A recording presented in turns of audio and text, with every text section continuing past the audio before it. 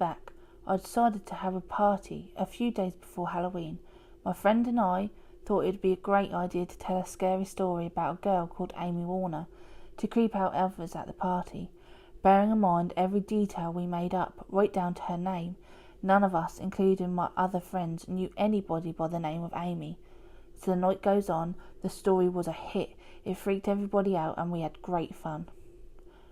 Fast forward to the early hours of Halloween. I decided to head upstairs to bed. It was about 2 a.m. My mum and sister had been asleep for hours, so I turned off the light and opened the door, which was directly down the hall from the front door. It was wide open. It was pitch black. I shit myself. So I ran up to the light switch and shouted up to Mum. Let's just say she wasn't happy I'd woken her up, and told me to check the place and go to bed. Great help she was. So before I locked the door, with the crazy killer still inside, I turned the kitchen light on. Nothing. Checked under the stairs. Nothing. Edged my way to the front door. Checked the toilet. Nothing. Closed the door, put the chain across and bolted up the stairs. Okay, so I'm safe, right? Tucked up in bed, trying to calm down. And the same as most people, I ended up checking social media. This time, it was Facebook. Whilst I was on the phone to my friend Danny, you wouldn't guess what the last status update was. I nearly died. It was by a girl called Amy Warner, and it said, "I've been watching you." The same house. Creepy stuff happened on occasion. Before I get into this next story, let me just start by telling you that our houses were built on the land that used to be a pub called the Clacton Arms. It was really rough, and it ended up being burnt down. But it gets creepier.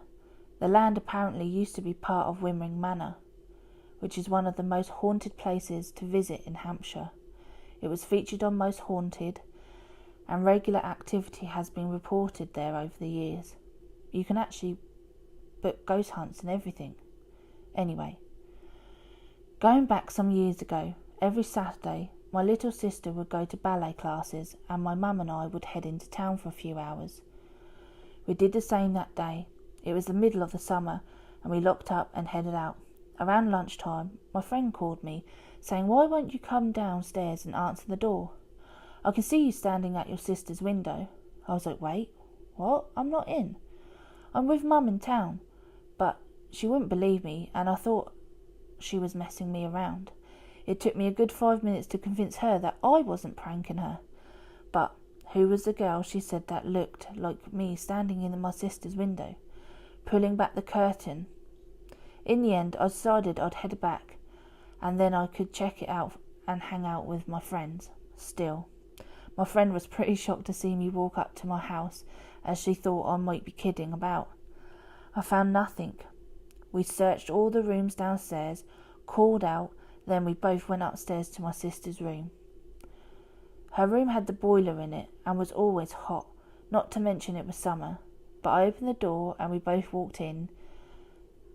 The room was empty, but it was freezing. So, the final thing that happened in this house of Clacton was, again, a day that we all had gone out together, dropped my sister off at ballet and headed to the shops. It had been a few hours and my mum decided she was going to pop round my nan's after grabbing my sister. So instead of going home with her, I ended up grabbing a few bits before trying to meet my friend. When I got home, my friend called me to say she was running late, so I decided I'd chill out and watch a bit of TV. That's when I noticed it. The plug had been pulled out from the socket. In fact, all the plugs in the four-way bar had been pulled out. Strange. But okay. I plugged them back in and all was fine. So I headed to the kitchen to grab a drink from the fridge. That's when I noticed that had been unplugged too.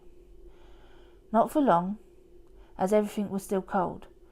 So I ended up checking everything throughout the house. It was all the same. Everything was unplugged. The switches were still on, but nothing was plugged in, even down to the washing machine. Yet, when we left in the morning, everything was normal. No one else had a key. The electric box was fine. Nothing had tripped.